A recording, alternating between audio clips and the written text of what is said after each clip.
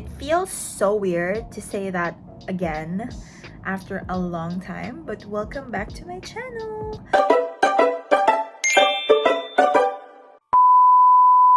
I feel like I literally owe myself an apology for not following through, because I told myself I'll document more of my life.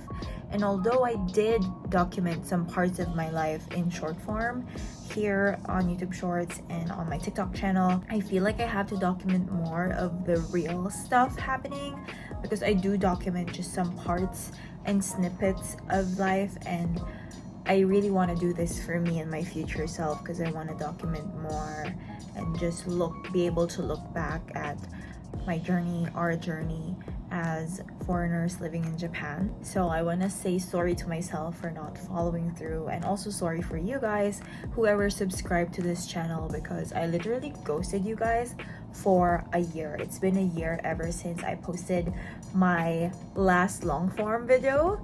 And again, I'm not the best at editing, so I've always felt like I'm not the most creative, or I don't have the best editing skills. So I've always doubted myself if I'm really able to post videos the same way other vloggers that I watch do. And honestly, at this point, I don't really care so much anymore about how I'm going to put this out, because I just really want real, genuine documentations of how my life is looking like. The reason why I ghosted this channel is because obviously you're gonna get sick of me saying this, but life happened. Life just literally happened. Japan happened, and adulting happened, and somehow time just flew by. If you see the last video that I posted on this channel, my hair was literally up to like really short, and now my hair has grown longer because I'm on a hair growth journey. But at the same time, you can just really notice how much of a difference it has been ever since I posted that last video compared to how I look like now. So let's rewind a bit. First and foremost, I moved to Japan a year ago. I was living in a share house. Actually, we were living in a share house. I lived with my partner. We both came to Japan from the Philippines, and we were living in a share house, which was honestly such an experience, and that's a story for another time.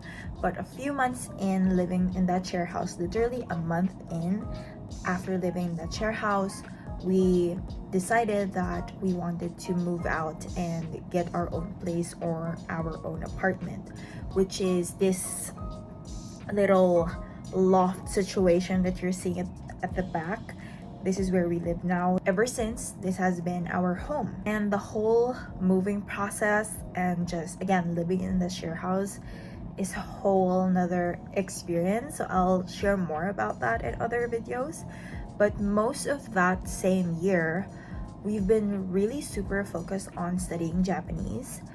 Our whole lives literally revolved around Japanese language school. We woke up early, we commute going to school, we study different grammar points, kanji, and a lot of things happening all at the same time in one day.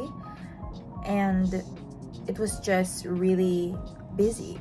We were just really tired every day, because on top of that, we are also adjusting to the new life we're building here in Japan. Obviously, we're foreigners, so there's a lot of adjustment that had to happen for us to be able to feel comfortable living in Japan.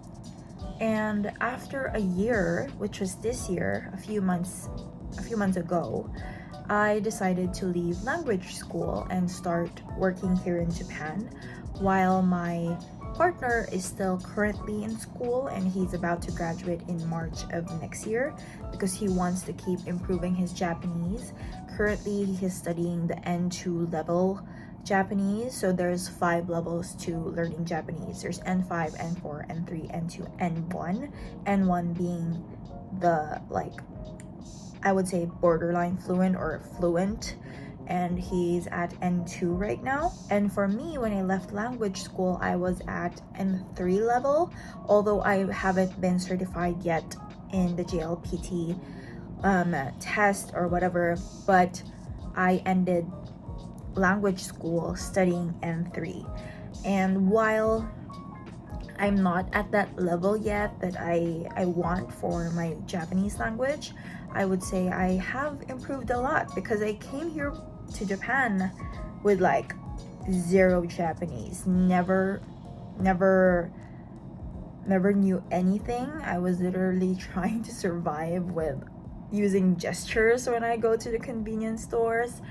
But looking back to where I am now, just a year in, I'm so proud of us. I'm so proud of myself, because I pushed through, and girl, I did that. Like, I can now have conversations with Japanese people, although I'm not fluent yet, but I can make friends now. I can have like simple conversations with them now. I can like get to know more people now. So I'm really proud of myself. And yeah, for the future, I really want to be able to be as fluent and hopefully get certified soon. But right now, because I felt burnt out from language school, the reason why I left actually is because I felt burnt out. I really want to take it slow and just really focus on the working life here in Japan. So looking back, it's just been a lot of crazy changes every month. There's just always something new happening in our lives. A year ago, I could barely introduce myself in Japanese. Like, I was really terrified to even order food or go to the city hall or like process documents. Whenever someone calls me in the telephone, like, I really shake a lot because I couldn't, like, it's really hard for me to keep up.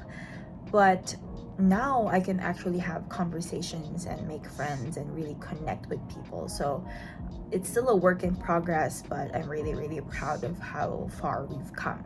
So living in Japan has really been amazing, like really amazing. I mean, I don't regret a single thing.